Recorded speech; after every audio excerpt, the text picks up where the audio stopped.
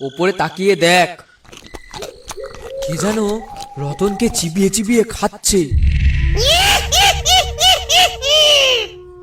তোকে এবার আমি জমের বাড়ি পাঠাবো।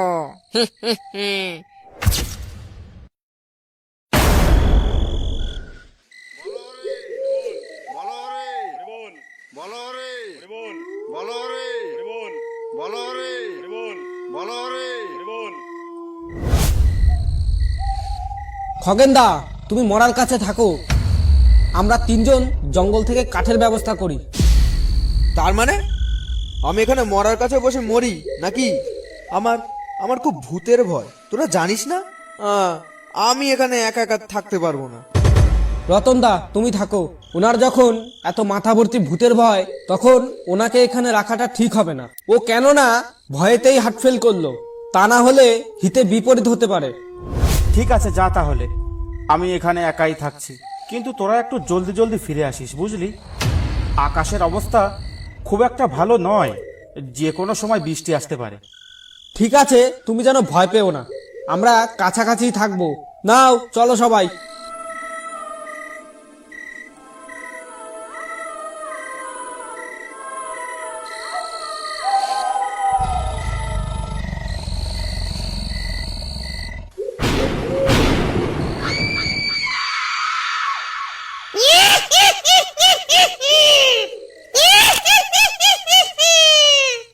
অনেকদিন এই শ্মশানে কেউ আসে না। এরা কি জানে না এই শ্মশানের কথা? যে এখানে কে থাকে? আমি থাকি, আমি। আমার নাম বাউলে ওঝা। এমন কোনো ওঝা নেই আর এমন কোনো মন্ত্র নেই যে আমার সাথে মোকাবিলা করে। ওহ, মোড়াটাকে দেখে আমার খিদে যেন দ্বিগুণ বেড়ে গেল। আর দেরি করে লাভ নেই, এবার ঝটপট এটাকে সাবার করি।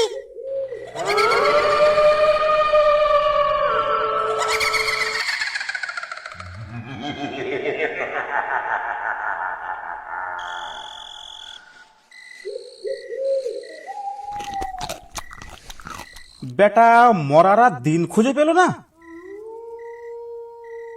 একেবারে ঘোর আমাবস্যার মধ্যেই মরতে হলো বেটাকে। বেঁচে থাকা কালীন তো কোনো সৎকর্ম করে যায়নি, সবাইকে তুচ্ছ বলে মনে করেছে। বলি, আমরা না থাকলে তোমার সৎকর্মটা কে করতো শুনি? ওটা কিসের আওয়াজ? ওটা কিসের আওয়াজ আসছে? কেউ কিছু চাবিয়ে খাচ্ছে মনে হচ্ছে। এই রাতে এখানে কে কি খেতে আসবে?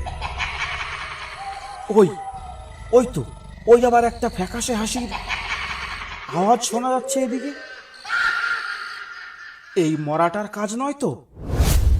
এ কি, মরাটা কোথায় গেল? আর আওয়াজটা মনে হচ্ছে গাছের ওপর থেকে আসছে।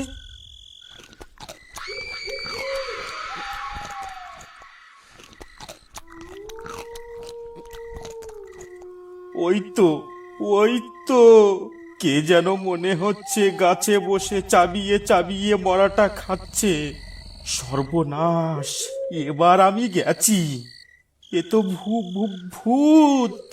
ওরে বাবা রে!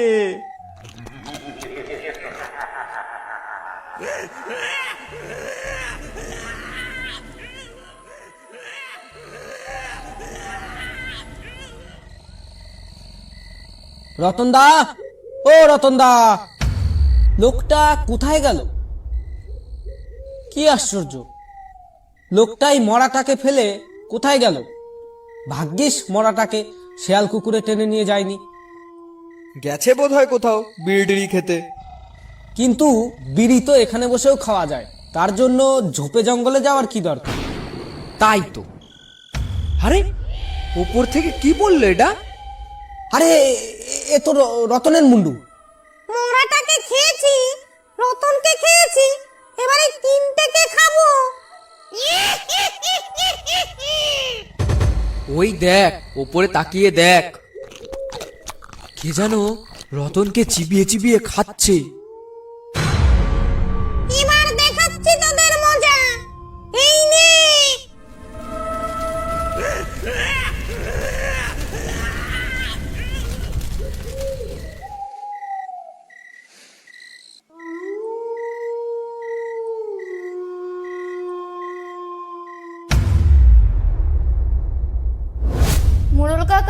মোড়ল কাকা সর্বনাশ হয়ে গেছে আমার। কেন বৌমা, কি হয়েছে? সকাল সকাল এমন করছে কেন তুমি? কাকা কি আর বলবো, কাল রাতে বিপন খুড়োকে পড়াতে গিয়েছিল শ্মশানে, কিন্তু এখনো ফিরলো না। কোনো খোঁজ খবর পাওয়া যাচ্ছে না। আশেপাশে কোনো খোঁজ খবর নিয়েছো? আর কে কে ছিল ওর সাথে? কাল বিকেলে তরুণ এসে ডেকে নিয়ে গেছিল, এসে বলছিল বিপন খুড়ো সৎকারে কেউ যেতে চাইছে না, এটুকুই জানি। হ্যাঁ, সে তো আমি জানি। তরুণ আর খগেন তো ভালো বন্ধু ছিল। মোড়ল কাকা, আমার বরকে কাল থেকে খুঁজে পাওয়া যাচ্ছে না। কেন, কোথায় গিয়েছিল কাল? কাল বিকেলে তোলারাম এসেছিল, বলল কোথায় মরা পোড়াতে যেতে হবে।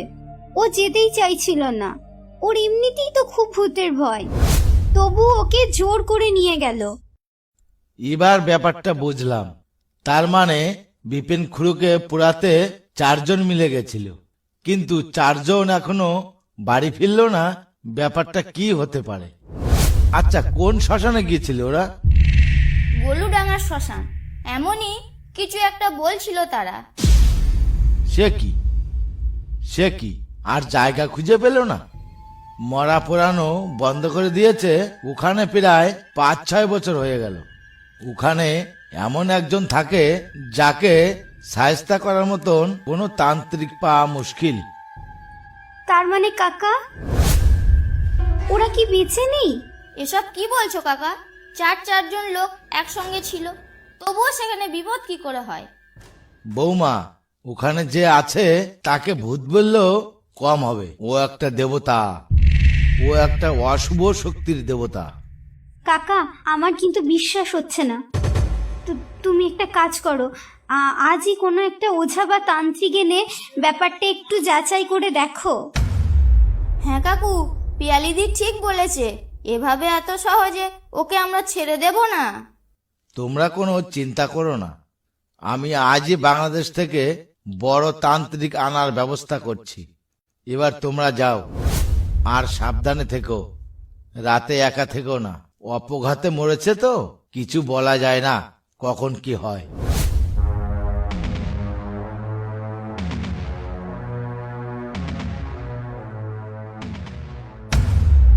আরে সমু, তুই এসেছিস এইখানে এই সময়, খুব ভালো করেছিস।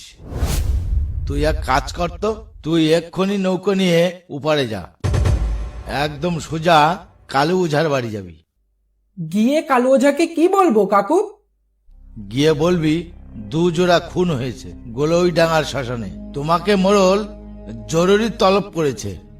এইটুকু বললেই কালু ওঝা বুঝে যাবে।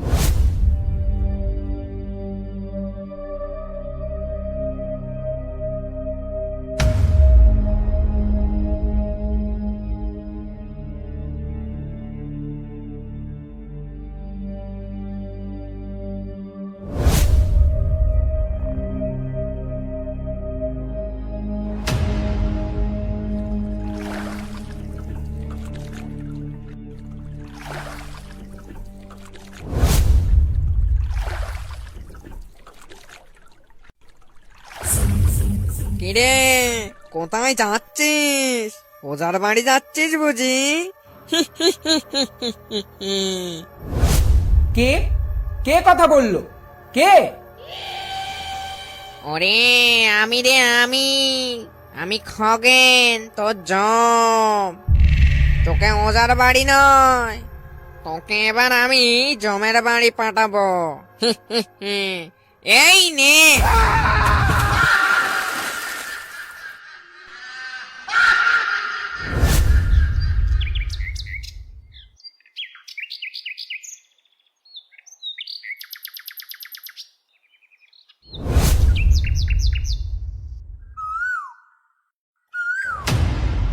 নদীর পাড়ে কিছু একটা ভাসছে বলে মনে হচ্ছে।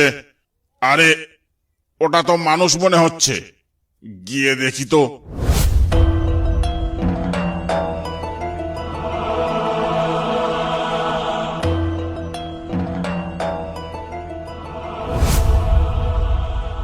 আরে, এ তো বেঁচে আছে এখনো। এটাকে বাড়ি নিয়ে গিয়ে আগে সুস্থ করি, তারপর দেখছি ব্যাপারটা কি।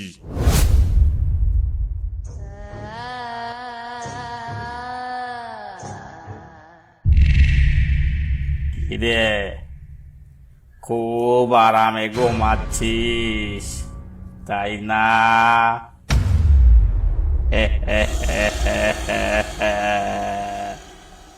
দাঁড়া দাঁড়া, তোর ঘুম বার করছি।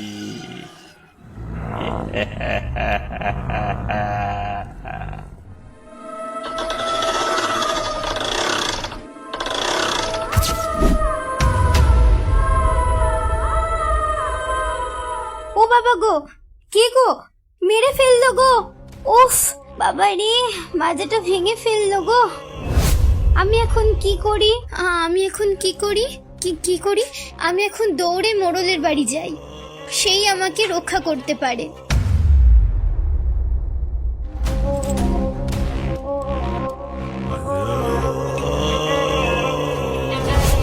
কে বাবা তুমি? বাবা, আমি এসেছি ওপার থেকে। কামদেবকাটি গ্রামের উদয় মোড়ল আমাকে পাঠিয়েছে। আমি যাব কালু ওঝার বাড়িতে। মোড়ল কাকু, মোড়ল কাকু, বাঁচাও আমাকে, একটু শান্তিতে ঘুমাতেও দিচ্ছে না। কে ঘুমাতে দিচ্ছে না? তা জানি না কাকু, কিন্তু আমি ঘুমিয়েছিলাম, সেই অবস্থায় আমাকে খাট থেকে ওপরে তুলে মাটিতে ফেলে দিয়েছে। কোমরটা একবারে বাঁকিয়ে দিয়েছে আমার। ঠিক আছে বৌমা, তুমি কোনো চিন্তা করো না। যতদিন কালু ওঝা না আসে ততদিন তুমি আমাদের সাথেই থাকবে। কেন উদয় মোড়লের এখন কালু ওঝাকে কিসের দরকার পড়লো? আপনি কি আমাকে একটু কালু ওঝার বাড়িতে নিয়ে যেতে পারেন? তুমি এখন কালু ওঝার বাড়িতেই আছো, কিন্তু মোড়ল আমাকে কেন ডাকছে? নিশ্চয় কোনো অঘটন ঘটেছে। ঘটনাটা কি বলো তো? গলুইডাঙ্গার শ্মশানে 2 জোড়া খুন হয়েছে, এটুকুই আমাকে বলতে বললো মোড়ল কাকু।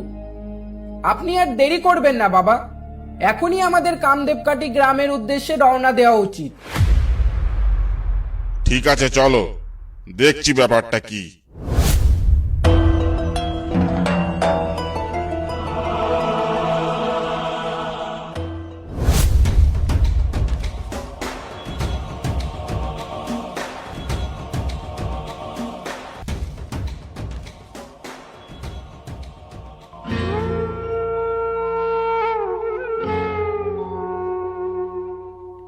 দাঁড়াও বাবা, নৌকাতে ওঠার আগে একটু মন্ত্র পড়ে নি, যাতে যাত্রাপথে আমাদের কোনো ভূত পেত ক্ষতি না করতে পারে।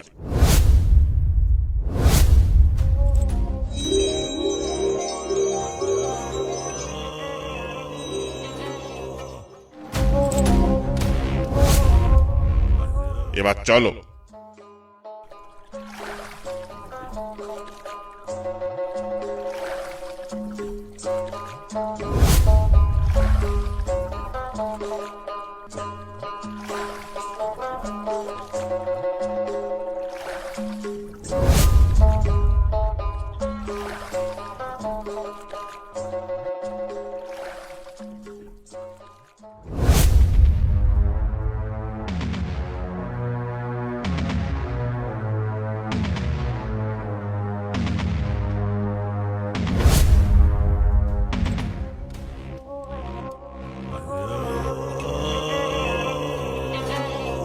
মোড়ল কাকু, আমরা এসে গেছি।